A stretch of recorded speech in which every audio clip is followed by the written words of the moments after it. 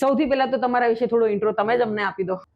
2014માં સૌથી પહેલા વિદેશમાં બિઝનેસ કરવાનું શરૂ કર્યું અને ધંધા માટે રિટાયરમેન્ટ ઘોષિત કરી. હું માત્ર 140 મિનિટ રોજના મારા બિઝનેસને આપું છું કે જે આ મારા પુરાના કમિટમેન્ટ છે, લોંગ કમિટમેન્ટ. એવું કે તમે કીધું તમે 12th સાયન્સમાં ફેલ થયા. નિષ્ફળતા તો મને જીવનમાં ઘણી બધી મળેલી છે. 12 સાયન્સ પછી તો એક મારો નવીન તબક્કો શરૂ થયો. પરિવાર સામે તે બાદ ભીડી અને કીધું ભાઈ હવે તો કરીને બતાવશું. ભાઈ આ જે મારી એજ્યુકેશનની નિષ્ફળતા છે ધેટ્સ ફાઇન.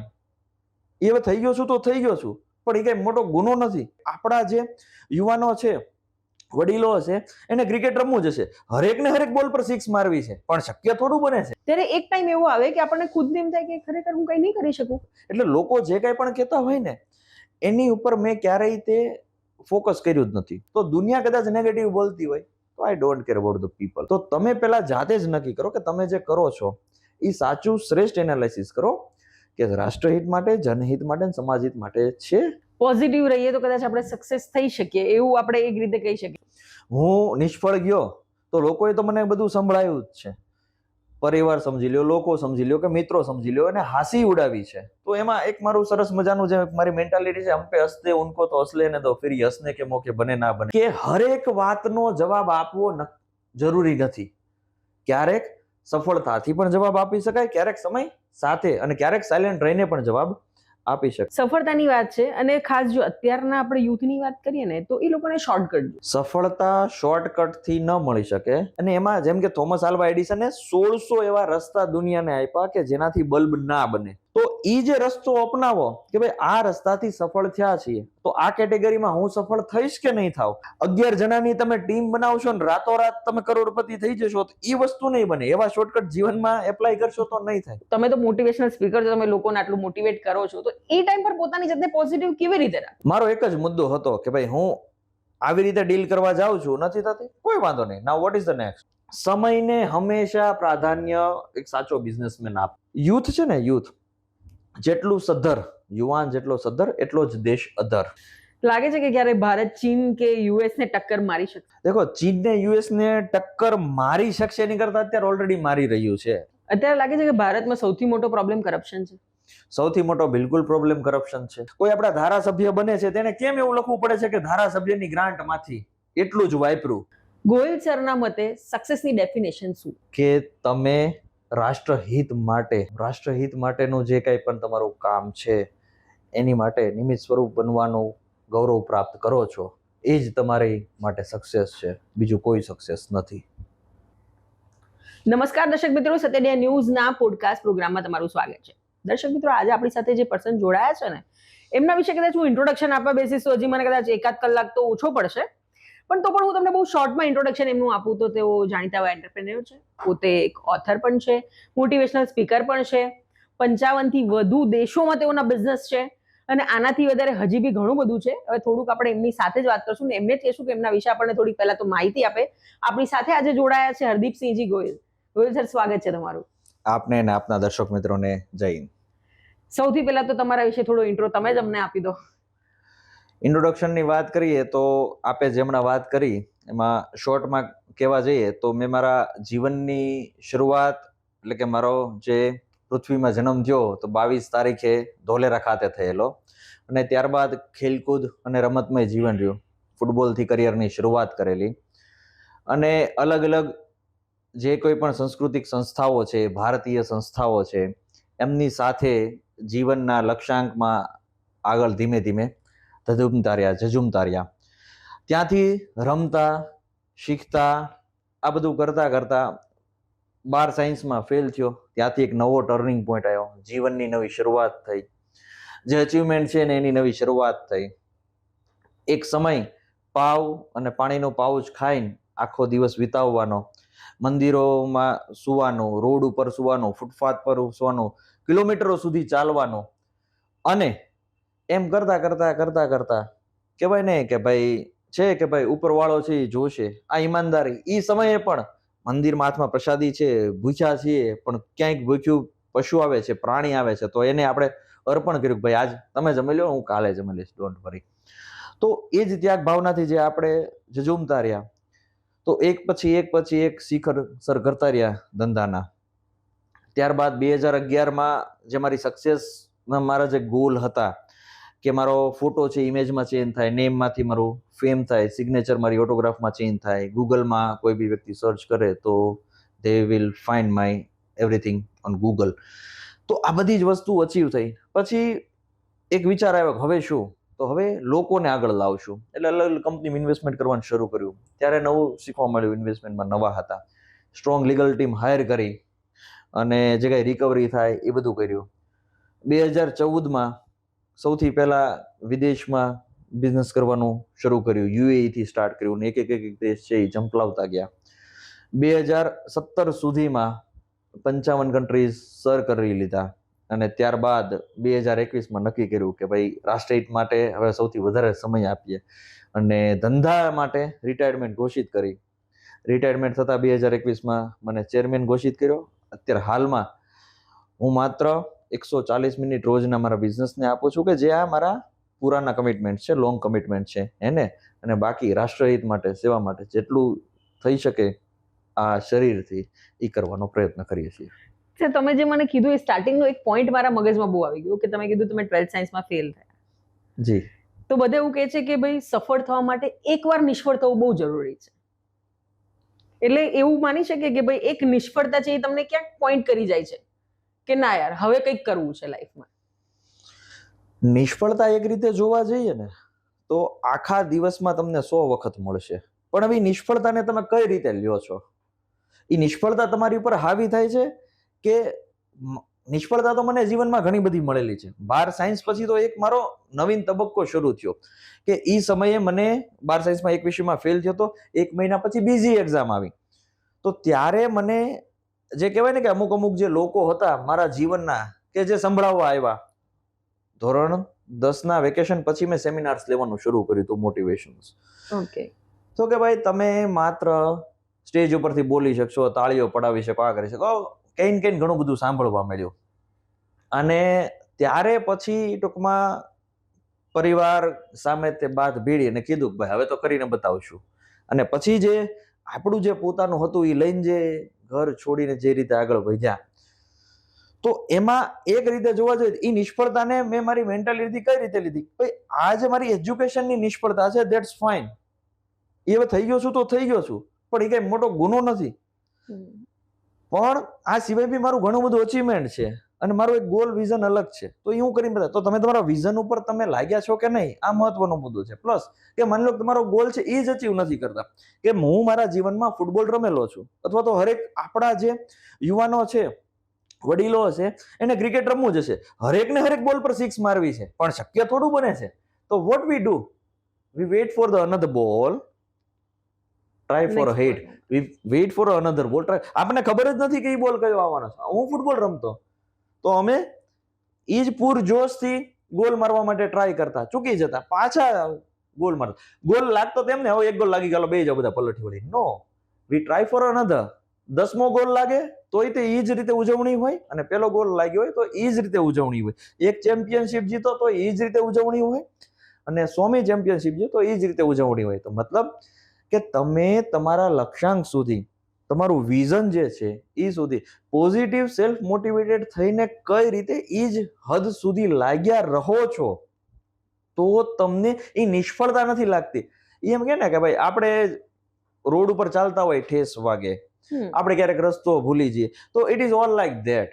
એ માત્ર એમ લાગે હા ઠીક છે, ઘટના બનવાની હતી, બની ગઈ, આપણું ફોકસ તો આમ છે. તો આ રીતની વાત છે. વાત તમે કીધી એ બરાબર છે, બટ સમટાઈમ્સ કેવું થાય કે તમે જે કીધું ને કે ઘણા બધા લોકોએ મને સંભળાવ્યું, ફેમિલી હોય, આજુબાજુ હોય, ત્યારે એક ટાઈમ એવો આવે કે આપણને ખુદને એમ થાય કે ખરેખર હું કંઈ નહીં કરી શકું, કે યા તો ફિર હું ખરેખર ખોટો છું. આ વસ્તુ ક્યારેય તમને એવું ફીલ ના આવ્યું કે લાઈક બધા બોલે છે તો આપણે પછી એમ આપણી જાત પરથી પણ આપણો વિશ્વાસ ક્યારેક ઉઠી જાય કે યાર નહીં થાય મારાથી? અને આજની જો આપણે જનરેશનની વાત કરીએ તો સૌથી વધારે પ્રોબ્લેમ એ છે, જો 2 જણ આવીને કહી જશે ને કે આ વસ્તુ તારાથી નહીં થાય, એટલે એ જાતે જ વિચારશે કે ના યાર સાચે મારાથી નહીં થાય આ વસ્તુ. હવે સૌથી પહેલી વસ્તુ એક ઈ છે કે મારા જીવનની અંદર હું જ્યારે સાવ નાનો હતો ત્યારે થોડું કે ને કે ભાઈ તોછડો હતો, અથવા તો લોકો એમ કે વાયડો તેવો હતો. એટલે હું એમ કહેતો કે I don't care about the people. પછી સમય જતા મને એક સારું વાક્ય એક વિદ્વાન પાસેથી જાણવા મળ્યું, સબસે બડા રોગ ક્યા કહેંગે લોગ. એટલે લોકો જે કાંઈ પણ કહેતા હોય ને એની ઉપર મેં ક્યારેય તે ફોકસ કર્યું જ નથી. હું ઈ ફોકસ 100% કરી લઉં કે હું જે કરું છું એ રાષ્ટ્રહિત માટે છે, સમાજ હિત માટે છે, લોકોના જનહિત માટે છે કે નહીં. જો એ હિત માટે છે, એ એકવાર હું આત્મનિરીક્ષણ કરી લઉં. જો એ છે તો દુનિયા કદાચ નેગેટિવ બોલતી હોય તો I don't care about the people. તો જો દરેક લોકો આવું જ વિચારે તો હંમેશા ઈ જે રસ્તો જે લોકોની નેગેટિવિટી છે ને ઇફેક્ટ નહીં કરે. પણ એમ કે હા કદાચ આ સાચું કહેતો હશો, તો it is not like that. તો તમે પહેલા જાતે જ નક્કી કરો કે તમે જે કરો છો એ સાચું શ્રેષ્ઠ એનાલિસિસ કરો કે રાષ્ટ્રહિત માટે, જનહિત માટે, સમાજહિત માટે છે કે નથી. પોઝિટિવ રહીએ તો કદાચ આપણે સક્સેસ થઈ શકીએ, એવું આપણે એક રીતે કહી શકીએ કે ભાઈ પહેલા સૌથી પહેલા તમારી જાતને, તમારા મનને, તમારી જાતને ટ્રસ્ટ અપાવવું પડશે કે હા હું આ વસ્તુ કરી શકું છું. હું નિષ્ફળ ગયો તો લોકોએ તો મને બધું સંભળાયું જ છે. પરિવાર સમજી લ્યો, લોકો સમજી લ્યો કે મિત્રો સમજી લ્યો, અને હાસી ઉડાવી છે. તો એમાં એક મારું સરસ મજાનું જે મારી મેન્ટાલિટી છે, હમ પે હસતે ઉनको તો હસલે ને દો, ફિર હસને કે મોકે બને ના બને. થોડાક દિવસ પહેલા જ તે હમણાં એક બહુ જૂના એવા એક મિત્રનો એક જે મારા ખૂબ, જેને મારા હંમેશા સાથ સહકાર દીધો છે મારી દરેક પરિસ્થિતિમાં, આજે મારાથી કનેક્ટેડ છે અને એકવાર બી મુશ્કેલ પરિસ્થિતિમાં સાથ છોડ્યો છે, ઈ મારો કોન્ટેક્ટ કરી શકે એમ જ નથી. તો એટલે ભાઈ અમને કોન્ટેક્ટ કર્યો અને કીધું કે ભાઈ અમને ભૂલી ગયા છે. એટલે મેં એને યાદ કરાવડાવ્યું કે ભાઈ 2015ની સાલમાં આવી રીતનું આ હતું, આયા સાથ છોડ્યો. તો આઈ નો ઓલ મને છે, એટલે તમારે મારા સક્સેસની અંદર એન્જોય કરવાની જરૂર નથી. તો આવું આપણે ક્યારે કહી શકીએ? તો પહેલા એક મેં વસ્તુ મેં કીધી એમ કે હમ પે હસતે ઉनको તો હસલે ને દો, ફ્રી હસને કે મોકે બને ના બને.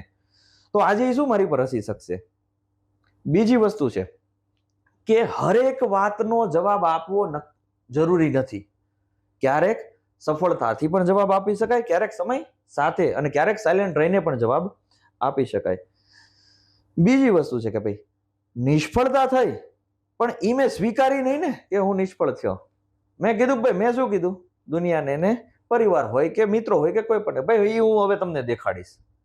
તો ઈ જે છે તો ઈ આપણી જાત ઉપર સેલ્ફ કોન્ફિડન્સ, એમાં આપણે ડિફરન્સ ખાસ મેટર કરે છે, સેલ્ફ કોન્ફિડન્સ અને ઓવર કોન્ફિડન્સ. તો સેલ્ફ કોન્ફિડન્સ એટલે કે આપણને ખબર છે કે આપણી તાકાત, અચીવ કરવાની તાકાત ને આપણી હેસિયતની લિમિટ એટલી જ છે.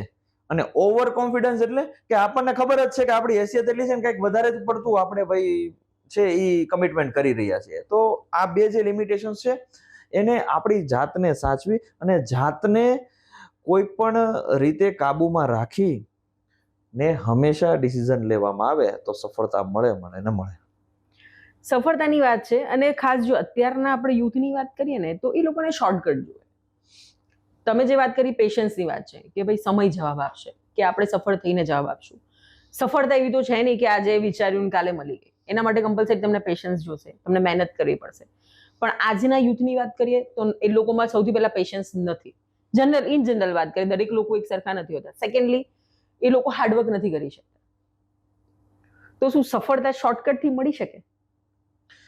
સફળતા શોર્ટકટથી ન મળી શકે, પણ સફળતા માટે એવા જે વિઘ્નો છે અને એવા જે તજજ્ઞ લોકો છે કે જેણે આપેલા માર્ગ છે, અને એમાં જેમ કે થોમસ આલ્વા એડિસને 1600 એવા રસ્તા દુનિયાને આપ્યા કે જેનાથી બલ્બ ના બને અને પછી બાકીના બલ્બ બને. તો ઈ જે રસ્તો અપનાવો કે ભાઈ આ રસ્તાથી સફળ થયા છીએ, તો આ કેટેગરીમાં હું સફળ થઈશ કે નહીં થાવ, એવું પહેલા તો યુથ વિચારતું થાય. કેટેગરી વાઇઝ ફર્સ્ટ થિંક કે હું જે રસ્તો અપનાવું છું એટલે છે. નકલ કરવામાં અકલ છે, પણ એ સાચી રીતે કરવામાં અકલ છે, બાકી નથી અકલ. હરેક વસ્તુની નકલ ન થાય. જો એવું જ હોય તો આદરણીય સ્વર્ગસ્થ ધીરુભાઈ અંબાણીની જેમ 40 વર્ષ સુધી હાલો બધા તે પેટ્રોલ પંપ ઉપર આપણે તેલ વેચીએ, બરાબર છે. તો એમ નકલમાં એમ અકલ નથી હોતી, પણ હંમેશા સાચી રીતે કરવામાં અકલ હોય છે. હવે જે શોર્ટકટની વાત છે, તો જે તમારી કેટેગરીનો બિઝનેસ છે કે અથવા તો જે તમારો કોઈ સ્ટુડન્ટ છે તો એને કોઈ મેમરીની ટેકનિક્સ અપનાવે કે જેને ફટાફટ યાદ રહી જાય, તો એ એક પ્રકારનું એની માટે શોર્ટકટ છે. પ્લસ જેટલા સ્ટુડન્ટ છે એને એક્ઝામ લેખિતમાં આપવાની છે અને પ્રેક્ટિસ વાંચવાની કરે છે, તો લેખિતની એક્ઝામ કરે, હું ફટાફટ સારા અક્ષર કઈ રીતે કાઢી શકું એની કરે. મારો પેપર છે 3 કલાકની જગ્યાએ 2.5 કલાકમાં કઈ રીતે પતશે એની પ્રિપરેશન કરે. તો ઇટ વિલ મેક સમ, એને શોર્ટકટ કહી શકીએ આપણે. તો એમાંય પાછું હાર્ડવર્ક તો કરવું જ પડે ને. શોર્ટકટ લેવો છે તો તમારે રસ્તા ઉપર તો ચાલવું જ પડશે. 11 જણાની તમે ટીમ બનાવશો ને રાતોરાત તમે કરોડપતિ થઈ જશો તો એ વસ્તુ નહીં બને. એવા શોર્ટકટ જીવનમાં એપ્લાય કરશો તો નહીં થાય. પણ વિદ્વાનોને, સફળ વ્યક્તિઓને એનાલાઇઝ કર્યા, આ એનાલાઇઝ કર્યા બધી એની સ્કિલ છે એ અપનાવી અને તેમજ બેસ્ટ ફાઇનાન્શિયલ મેનેજમેન્ટ છે એ પ્રોપર લેવલે કર્યું, એટલે સફળતા માટેનો જે શોર્ટકટ છે એના ચાન્સ વધી જશે. એટલે સફળ થવા માટે સૌથી પહેલા મેનેજમેન્ટ પણ ક્યાંક જરૂર છે. શું કરવું એના કરતાં કેવી રીતે કરો છો એ વધારે ઇમ્પોર્ટન્ટ છે. બીજી વસ્તુ એ પણ કે આપણને જ્યારે ખબર છે કે લાઈફ હવે મતલબ નથી જ આપણું કંઈ થઈ રહ્યું, બરાબર, કે આપણા પત્તા સીધા નથી જ પડતા, આપણે દરેક જગ્યા પર નિષ્ફળ ગયા. તમે તો મોટિવેશનલ સ્પીકર છો, તમે લોકોને આટલું મોટિવેટ કરો છો, તો એ ટાઈમ પર પોતાની જાતને પોઝિટિવ કેવી રીતે રાખવું જ્યારે આપણને ખબર છે કે દરેક રસ્તા બંધ જ મારા થઈ રહ્યા છે, પણ તમે કીધું કે નહીં, આપણે આપણી જાત પર ત્યારે વિશ્વાસ રાખવો, તો એ ટાઈમ પર એ કેવી રીતે પોતાની જાતને પોઝિટિવ રાખી શકાય? 2021ની સાલમાં મારું જ પોતાનું એક્ઝામ્પલ આપીશ કે મેં જ્યારે રિટાયરમેન્ટ જાહેર કરી અને મને ચેરમેન મારી જે સંસ્થા છે એનું બનાવવામાં આવ્યા, ત્યારબાદ મારી ઉપર ઘણા બધા લાંછન લાગ્યા, ઘણા બધા ખોટા આક્ષેપો કરવામાં આવ્યા. I make silence first of all. અને જે મારો રૂટીન બિઝનેસ ચાલતો હતો એને અટકાવવા માટે દરેક રીતે નજીકના, દૂરના અને જે કહે ને કે ભાઈ આપણી જે એમ્પ્લોઈઝની બોડી હોય, એમાં જે ડિરેક્ટર બોડી હોય કે અમુક MD CEOs હોય આપણા, એ બી કાંઈક ને કંઈક કાવતરાઓ કરવા માંડ્યા. મારો એક જ મુદ્દો હતો કે ભાઈ હું આવી રીતે ડીલ કરવા જાઉં છું, નથી થતી, કોઈ વાંધો નહીં, નાઉ વોટ ઇઝ ધ નેક્સ્ટ, નવો રસ્તો શું. એવું કરતા 6-7 મહિનામાં મેં એટલા રસ્તા કાઢી નાખ્યા કે એક મોટું જે જૂથ હતું ને એનું માઇન્ડ હતું ને એ સ્ટોપ થઈ ગયું કે હવે અમે કઈ રીતે અટકાવીએ. તો મારી પાસે એટલા વિશાળ નવા રસ્તા શરૂ થઈ ગયા, નવી લાઈન શરૂ થઈ ગઈ, પ્લસ નવા એવા વ્યક્તિઓ આવી ગયા. તો કહેવાની સમજાવવાની વાત એ છે, what is the next which is the best. તો આ જ વસ્તુ ઉપર જો ફોકસ કરવામાં આવે, જે મેં મારા ભૂતકાળમાં કરેલું છે, તો ત્વરિત નિર્ણય શક્તિના તમારા પાવરથી તમે 100% સેલ્ફ મોટિવેટેડ થઈને તમે તમારું બેસ્ટ ડિસિઝન લઈ શકશો. તમારા પાસ્ટ લાઈફની વાત કરીએ તો ક્યારે, આજે તમે અત્યારે તો આટલા મોટા સક્સેસફુલ પર્સન છો, બટ ક્યારે એવું થયું તમને પોતાને પણ કે કે લાઈફમાં કોઈ એવો પોઈન્ટ આવ્યો હોય કે યાર હવે નહીં થાય, યા તો ફિર એવી વસ્તુ કે ભાઈ હું આ વસ્તુ નહીં કરી શકું, એવી કોઈ વસ્તુ? પહેલી વસ્તુ તો જીવનમાં અત્યાર સુધી કોઈ વખત એવું થયું જ નથી કે આ વસ્તુ હું નહીં કરી શકું. અને જે થયું છે એ એવી વસ્તુ થઈ છે કે ઘણી બધી વખતે, જેમ કે લોકડાઉન હતું, લોકડાઉન વખતે, લોકડાઉન થતાના થોડા સમય પહેલા અમે એનાઉન્સ કર્યું હતું કે 42 કન્ટ્રીઝની અંદર અમે સપ્લાય ચેન અમારી ગોઠવશું. લોકડાઉન થઈ ગયું એટલે સ્ટાફ અને બીજા બધા જે મારાથી પણ કંઈક ઘણા વધારે બિઝનેસમેનો કોમ્પિટિટર્સ હોય, દે લાફ ઓન મી કે ભાઈ કઈ રીતે થશે. બટ મેં કીધું I don't care about the people. અમારા ફાર્મ હાઉસ ઉપર જે અમારી ટીમ છે 75 લોકોની, એમને ત્યાં બોલાવી લીધા. મેં કીધું હવે આવનારા 41 દિવસ સુધી આપણે મીટિંગ કરવાની છે, પ્લાન કરવાનો છે, અને આપણો ગોલ કેમ અચીવ થશે એ આપણે જોવાનું છે. કારણ કે અમે જે ગોલ કીધો તો 2020ના એન્ડ સુધીમાં અમારે આ સપ્લાય ચેન ગોઠવવાનું છે એવું હતું, બરાબર છે. અને અમે જે મીટિંગ્સ કરી, કારણ કે અમે તો રેગ્યુલર મીટિંગ કરી, બિઝનેસમેન હોય ક્યાંક ને ક્યાંક મીટિંગ કરતા જ હોય, તો એ જે મીટિંગ જે અમારે પછી કરવાની હતી ને એ પણ પહેલા કરી નાખી. જેવું લોકડાઉન ખુલ્યું લોકોની ચિંતા હતી કે બિઝનેસ કેમ ટકશે, અમારું ફોકસ હતું કેમ વધશે.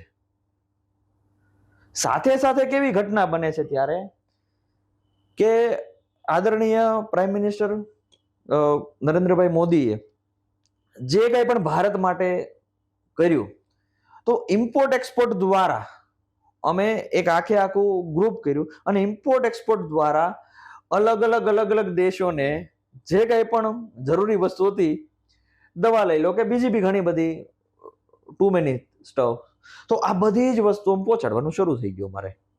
તો અમે જ્યારે બેઠા હતા ને ત્યારે અમને થયું હતું કે ભાઈ આ વસ્તુની નીડ હશે, આ બેઠા હતા ને ત્યારે તો આ વસ્તુની નીડ હશે.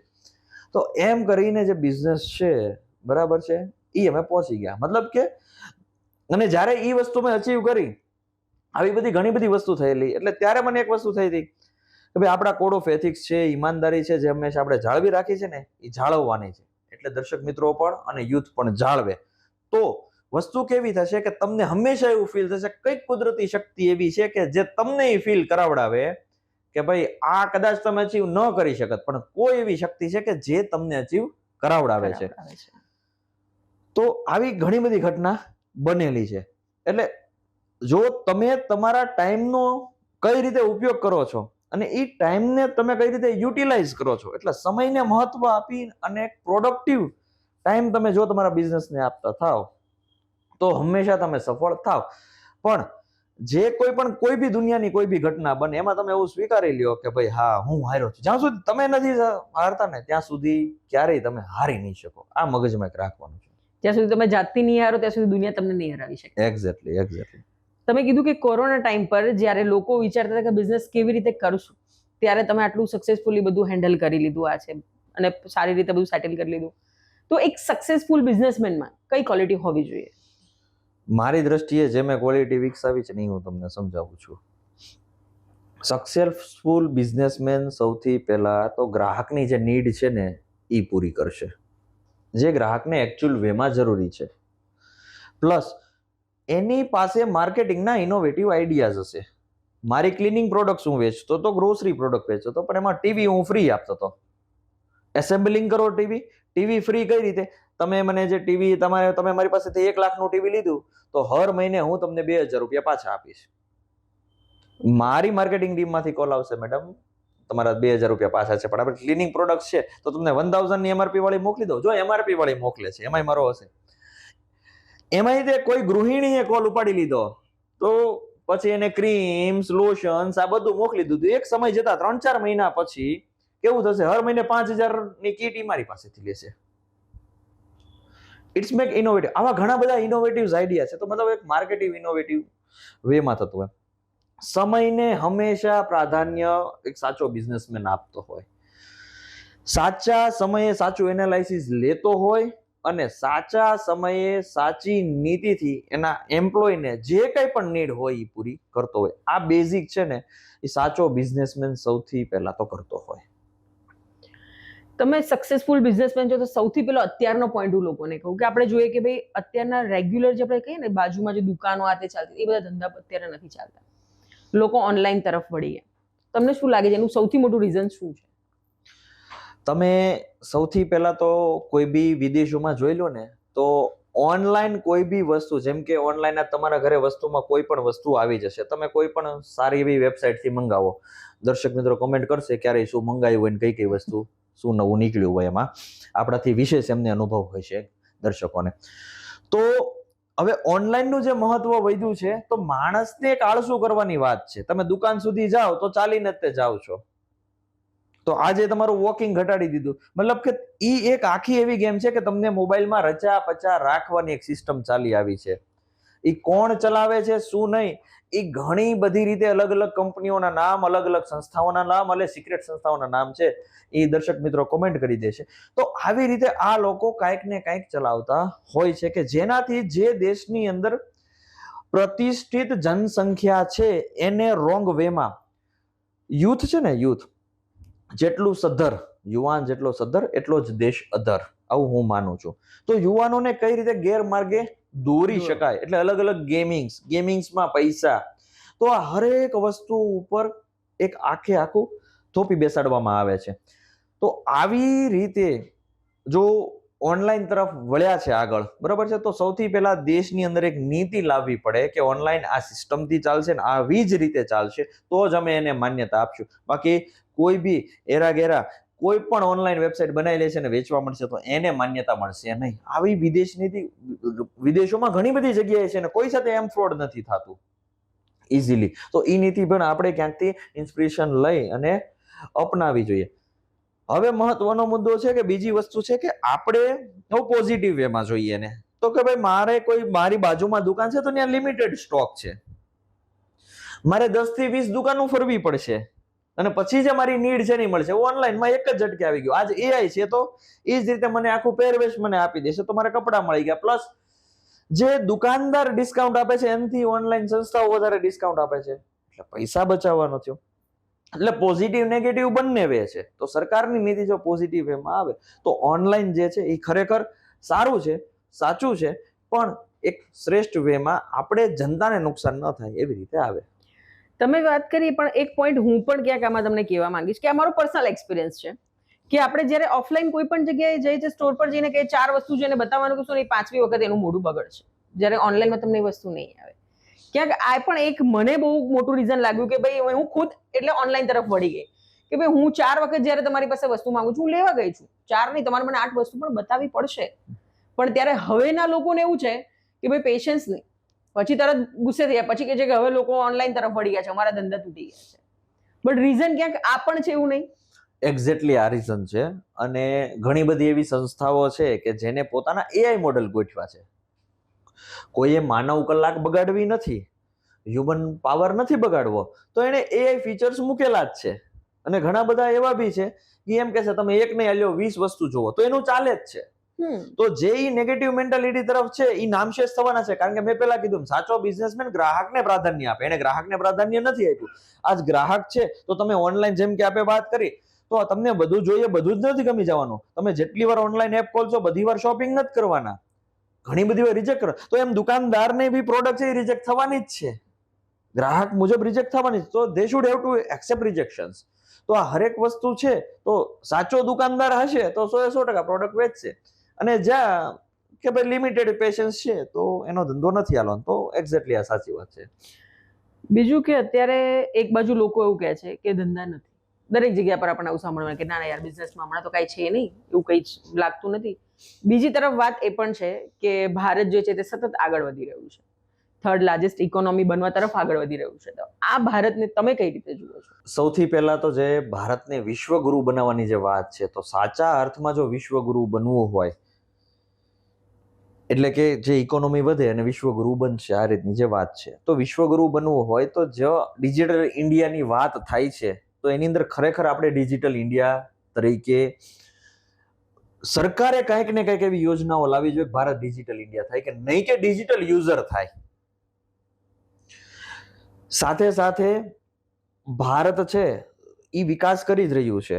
2014 પછી આગોતરો વિકાસ કર્યો છે. અમે વિદેશોમાં જઈએ છીએ, કઈ રીતે ભારતના લોકોની, ભારતની રેપ્યુટેશન છે અમને ખબર જ છે, અને વિદેશમાં રહેલા લોકોને પણ ખબર છે. કહેવાની સમજાવવાની વાત એ છે કે એક સિમ્બોલ આપવામાં આવે છે વિશ્વગુરુ. તો જેમ કહેવામાં આવે ને કે યોગ કેમ ભારતનો, તો એમ હજી નથી કહેવાતું કે બિઝનેસ ભારતનો. બહુ બધી મોટા મોટા ઓર્ગેનાઇઝેશનના ઉચ્ચ હોદ્દેદારો આજ ભારતીય છે. તો કહેવાય છે કે એમ્પ્લોય ગુરુ અથવા તો સીઈઓ ગુરુ, એમડી ગુરુ, મેનેજિંગ ડિરેક્ટર ગુરુ એ ભારત બની શકે, પણ વિશ્વગુરુ એટલે બધાયમાં અવ્વલ હોય અને વિશ્વગુરુ કહેવાય. તો એની માટે મલ્ટિપલ લેવલ ઉપર ફોકસ કરવું પડશે સરકારે, અને સાથે દરેક લોકોએ પણ. આજે સ્ટાર્ટઅપ ઇન્ડિયામાં લોન મળે છે તો ઘણા બધા એવા એજન્સી આજ ખોલીને બેઠેલા લોકો છે. એ કઈ કઈ એજન્સી છે, જો એના નામ હોય અથવા તો કોઈને એક્સપિરિયન્સ હોય તો દર્શકો કોમેન્ટ કરશે. તો એવી એજન્સી છે કે ભાઈ તમે MCA માં પ્રાઇવેટ લિમિટેડ લિસ્ટેડ કરો, સ્ટાર્ટઅપ ઇન્ડિયાના અમુક નાના મોટા ડોક્યુમેન્ટ બનશે, એની ફીસ લેશે, પ્લસ 10-20% કે 30% તમારી પાસે ચાર્જ લેશે અને લોન અપાવડાવી દેશે. ઇન્વેસ્ટરને મળાવડાવશે, ઇન્વેસ્ટર પાસેથી ફંડ લેવડાવી દેશે.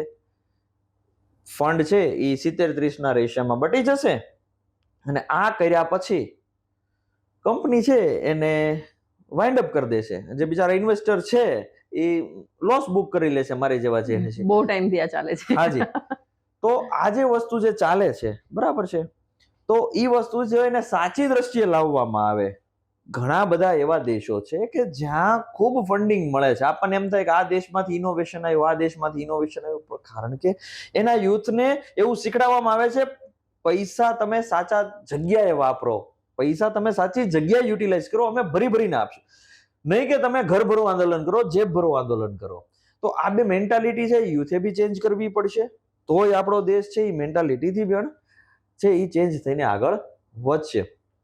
પ્લસ સોશિયલ મીડિયામાં, મોબાઈલમાં જે રીતે રચ્યા પચ્યા રહે છે, તો એની જગ્યાએ લર્નિંગમાં રચ્યા પચ્યા રહે, કે નહીં કે ટાઈમ પાસમાં રચ્યા પચ્યા રહે.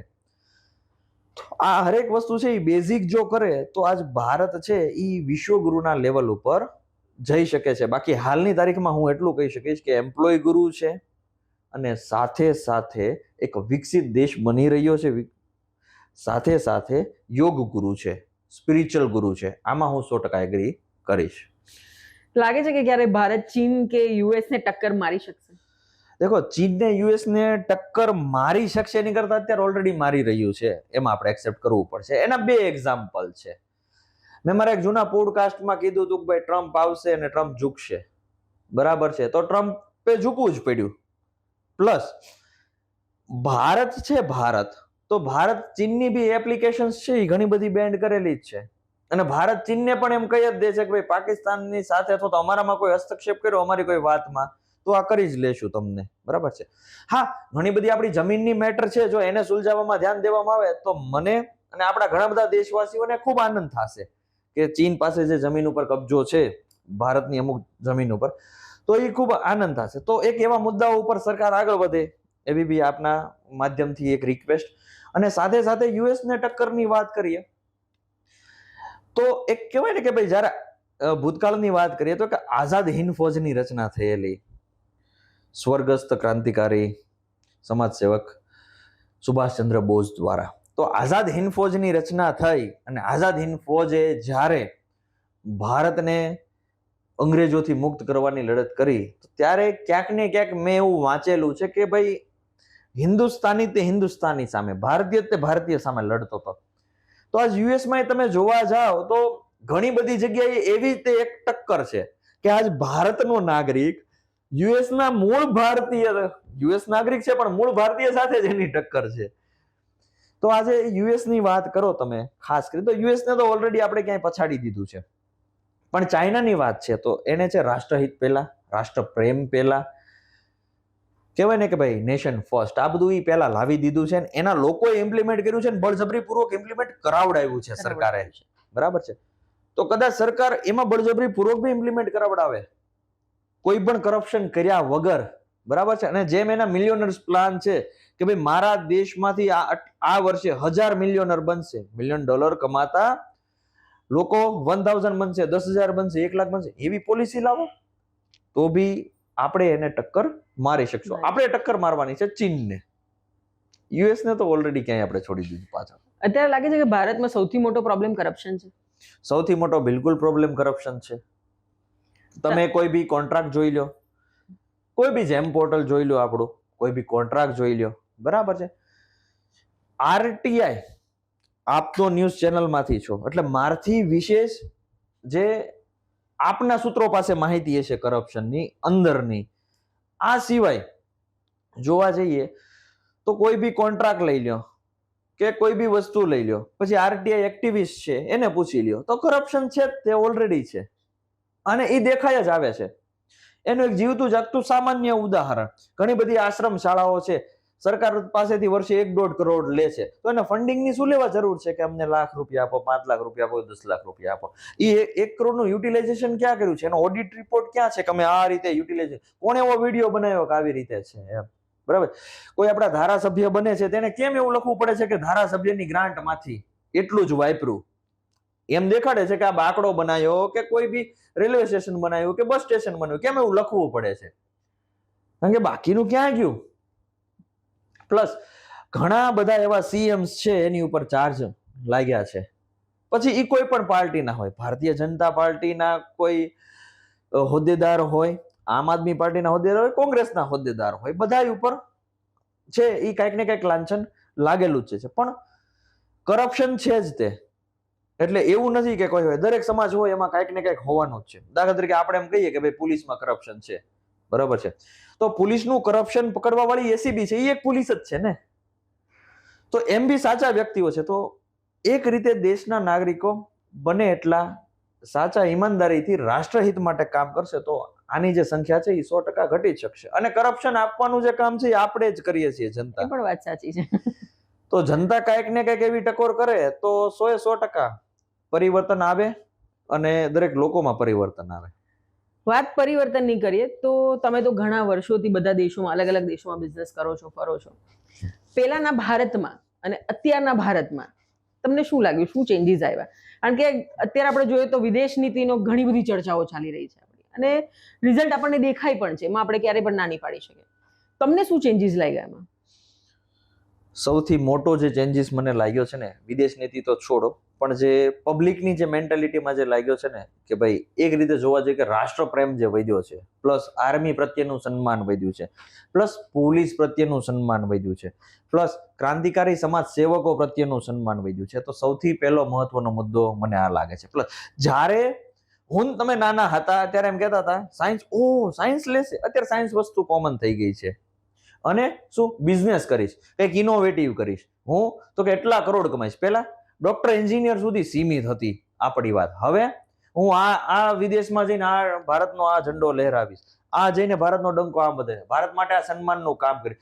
તો આ મેન્ટાલિટી જે યુથમાં ડેવલપ થઈ છે, it is also better Bharat.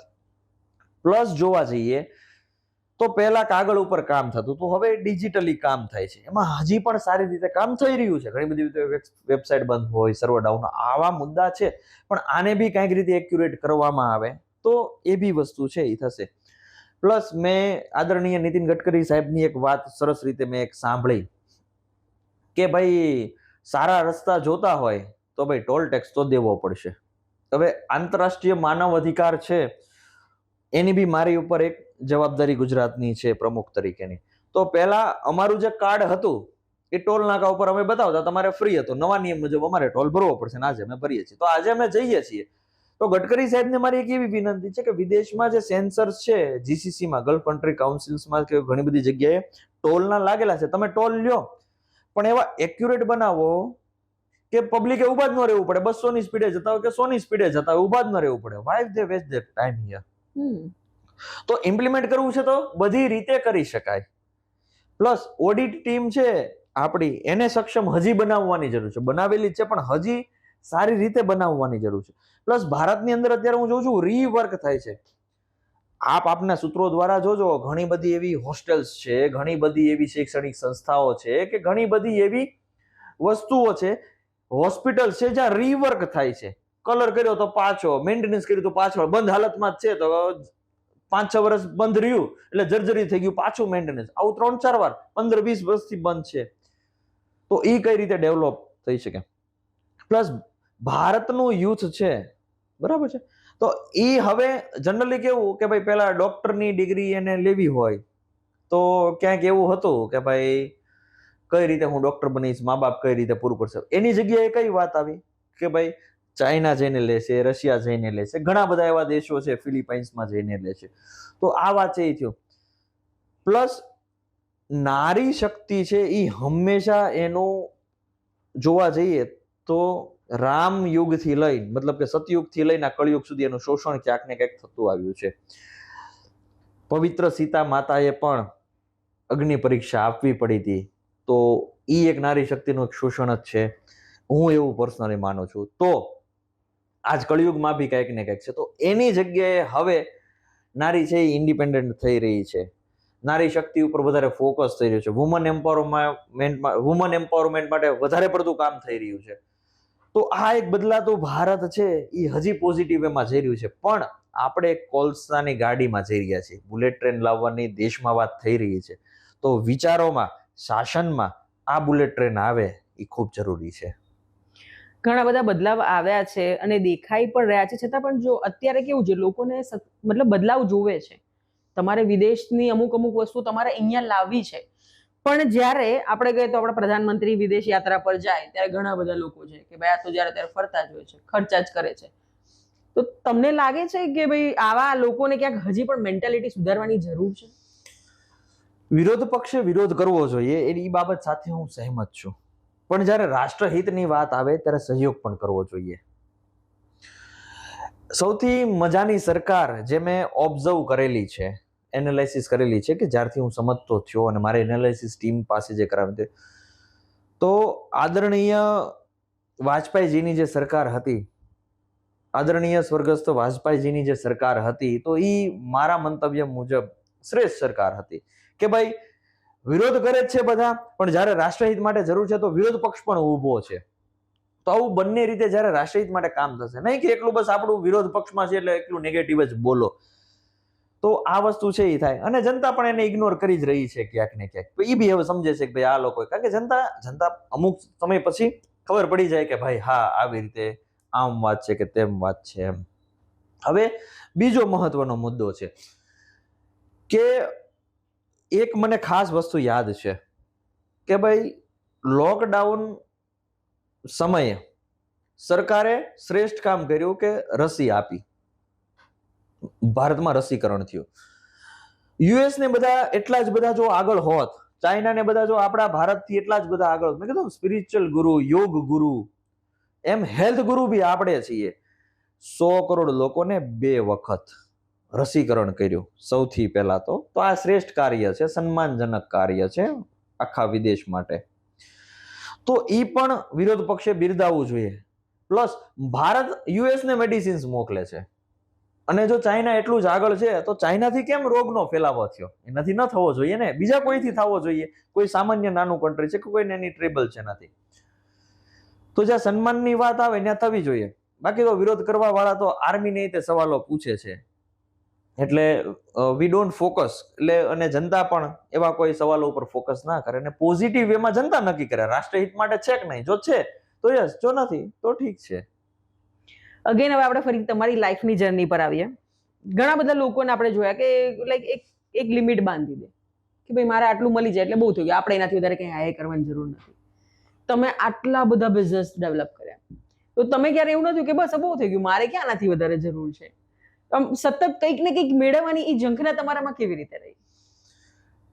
આપે જે વાત કરી ને કે બસ હવે ઇનફ થઈ ગયું, તો એ 2021માં મને એવું લાગ્યું હતું કે બસ હવે ઇનફ થઈ ગયું, એ વાત સુધી આવું. પણ જ્યારે 2011માં મેં તમને વાત કરી, મારા ગોલ અચીવ મેં કરી લીધા, અને ત્યારે મેં નક્કી કર્યું હવે મારે ગ્રુપ ઓફ બિઝનેસમાં આવવું છે. તો હવે વાત છે શોર્ટકટ. તો સાચો આઈડિયો હોવો જોઈએ. તો યુવાનોને શોર્ટકટ અપનાવવો છે ને, તો મેં શોર્ટકટ અપનાવ્યો. કયો? ગ્રુપ ઓફ બિઝનેસમાં. મેં અલગ અલગ બિઝનેસની અંદર ઇન્વેસ્ટમેન્ટ શરૂ કર્યું, અને ત્યાં મારો કંટ્રોલિંગ શેર રાખ્યો. હવે કંટ્રોલિંગ શેર મારો છે એટલે કે ધંધો મારો છે ને માલિક હું છું. કામ જે તે વ્યક્તિ કરશે, જેનો આઈડિયાસ છે એ કામ કરવાનો છે. તો આવી રીતે હું ગ્રુપ ઓફ બિઝનેસમાં આવ્યો એક શોર્ટકટ વેથી. પછી થયું કે હવે નેટવર્થ વધારતા જ જઈએ. નેટવર્થ કેટલી છે એ જોવું હોય તો નેટવર્થ ઓફ હરદીપસિંહ ગોહિલ આવું ગૂગલ પર સર્ચ કરશે એટલે તમારા દર્શકોને ખ્યાલ આવશે. પણ આ સુધી પહોંચવામાં, આ નેટવર્થે પહોંચ્યા પછી મને એક વસ્તુ એવી થઈ કે ભાઈ કદાચ હું આનાથી 100 ગણો આંકડો હાસિલ કરી લઈશ તો મળશે શું? છેલ્લે આંકડો જ ને. તો આ જ સમય કદાચ રાષ્ટ્રહિત માટે આપવામાં આવે તો. પ્લસ તજજ્ઞ બિઝનેસમેન છે કે શ્રેષ્ઠ બિઝનેસમેન છે, તો એ આપના જેવા સારા લેખકો પ્લસ આપના જે વરિષ્ઠ ચીફ એડિટર્સ છે એમના જેવા વરિષ્ઠ પત્રકારોને બુક લખવા આપી દેશે પૈસા દઈને. સમજી લો મેં મારી વિશે બુક લખવા આપી દીધી, તો મારી વાહવા થવા માંડી 10-12 ઓથરો દ્વારા. લોકો મને વાંચશે. પણ એવો કોઈક યુવાન છે મારી જેમ જ હશે, મારીથી સારું કંઈક કરી શકે એમ છે, મારાથી કંઈક ઘણું સારું કરી શકે એવી તાકાત ધરાવતો છે, એને મારે એમાંથી કંઈક શીખવું હશે ને એને મારે મળવું હશે તો મારે એને રૂબરૂ જ મળવું પડશે. ધેટ્સ વાય આઈ ડિસાઇડ કે ભાઈ ભારતની અંદર આપણે કંઈક ને કંઈક જે ઓપરેશન્સ છે બધા આપણા એ ડાયરેક્ટ ઓપરેશન શરૂ કરીએ, ઇનડાયરેક્ટ ઓપરેશન બંધ કરીએ. એટલે 5 એપ્રિલ 2025 અમે શરૂ કર્યા. તો આમાં હતું મારું એક વિઝન. તો તમારું લોંગ ટર્મ વિઝન શું છે? તમે ગોલ અચીવ કરી લીધો પછી કયું વિઝન છે? રાષ્ટ્રહિત માટેનું તમે કયું વિઝન જોવો છો? આ વિઝન ઉપર જો તમે કામ કરો છો ને ચાલો છો તો અને માત્ર તો જ તે કે કહેવાય ને કે ભાઈ તમે સંતોષી તમે બનો છો. ઘણા બધા લોકોને એમ થતું હોય છે કે ભાઈ આપણા ઘણા બધા મોટા પરિવારો છે એ મોટા ઝૂ ખોલી નાખે છે, મોટી રિફાઇનરી ખોલી નાખે છે, કે બીજા કોઈ એવા મોટા પરિવારો છે એને પોર્ટ મળી જાય છે. એ પરિવારો કયા છે અને કયા કયાના બિઝનેસની વાત આપણે કરીએ છીએ દર્શકો કોમેન્ટ કરશે. તો એ કેમ ઊભા નથી રહેતા? એ કેમ રોજ ઉઠીને સતત કામ કરે છે? એની નેટવર્ક તો આવી દેખાડવામાં આવે છે, એટલા વર્ષો સુધી આમ વાપરશે તો આમ થશે, આવું બધું. કેમ ઊભા નથી રહેતા? ભાઈ એટલા માટે નથી ઊભા રહેતા કારણ કે એની ઉપર કેટલા લોકોનું લેણું છે. એણે કાંઈક ને કાંઈકથી લોન લીધી છે, પૂરી કરવાની છે. એણે ઇન્વેસ્ટરના પૈસા લીધા છે, પાછા દેવાના છે. એટલા માટે એને સતત કામ કરવું પડે છે. એ તમારી ને મારી જેમ શાંતિથી ક્યાંક ને ક્યાંક એ મજાની નીંદર જોઈને લેવી હોય તેમ ના લઈ શકે કે હાલો હવે અમે બહુ કમાઈ લીધું સીતારામ, હવે મને ન કમાઈ શકે. ભાઈ બરાબર છે. તો આ રીતની આખી વાત છે.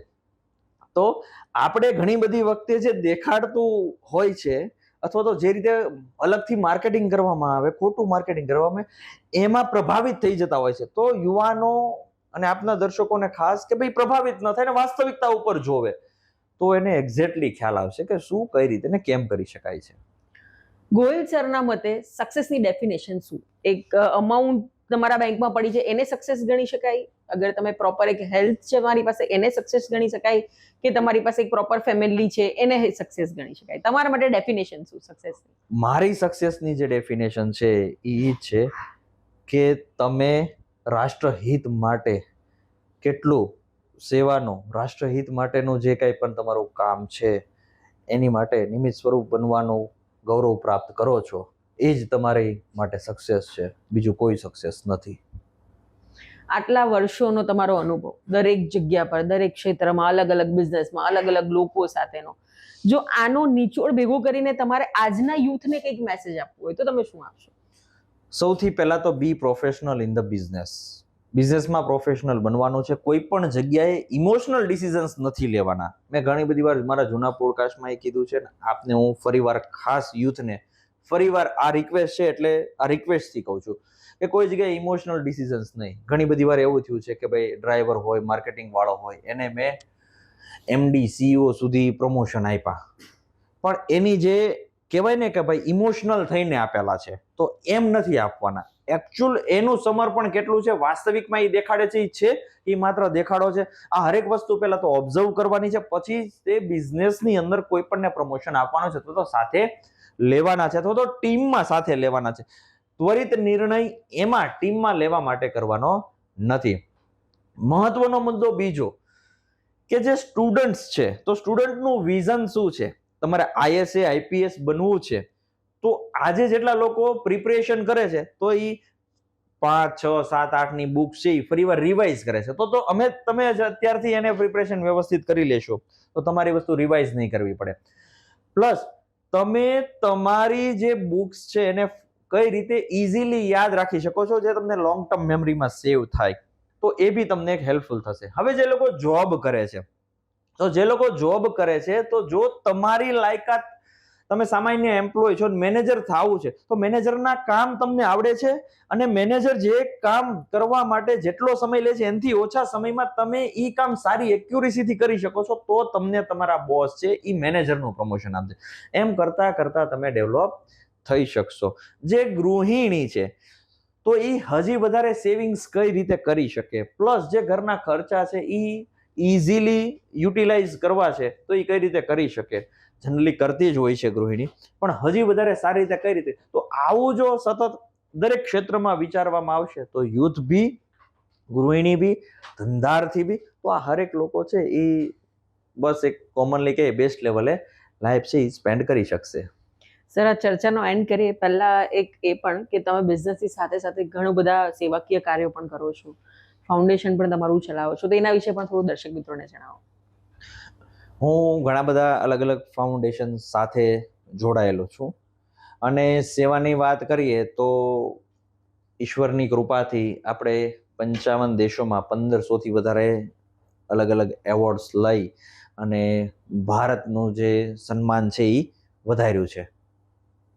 અને ખાસ આપણે અત્યારે એક જ વસ્તુ છે કે ભાઈ કઈ રીતે કોઈ બી જગ્યાએ કોઈ બાળક છે તો એને આપણે નોકરી કરતો કઈ રીતે કરી દઈએ. નહીં કે હું બાળકને મફતમાં ભણાવી દઈશ એનો ખર્ચો એટલો, નહીં કે હું અહીંયા કરિયાણાની કીટ આપી દીધું મારો ખર્ચો એટલો, પણ ઈ બાળકનું ઈ પરિવારને આર્થિક કઈ રીતે સ્ટેબલ કરી શકીએ, આ હંમેશા મારું ફોકસ ને મારો ગ્રોથ છે અત્યારે.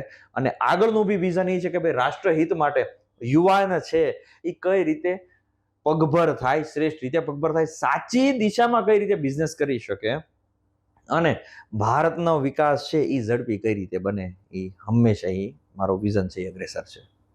Sir, thank you so much કે તમે અમારી સાથે આ ચર્ચામાં જોડાયા, તમારા આટલા સારા અનુભવો અમારી સાથે શેર કર્યા, દર્શક મિત્રો સાથે શેર કર્યા, અને ખાસ કરીને આજના યુથને ઘણું બધું તમારી પાસે શીખવા જેવું છે, જે આજે એ લોકોને વાતચીત કરીને ખરેખર આનંદ આવ્યો છે. તમારો બી અનુભવ કેવો રહ્યો, તમને પણ શું મજા આવી આખી આ ચર્ચામાં, અમને ચોક્કસથી કમેન્ટ બોક્સમાં જણાવજો. ફરી મળીશું દર્શક મિત્રો. નમસ્કાર. આપને અને આપના દર્શક મિત્રોને જય હિન્દ.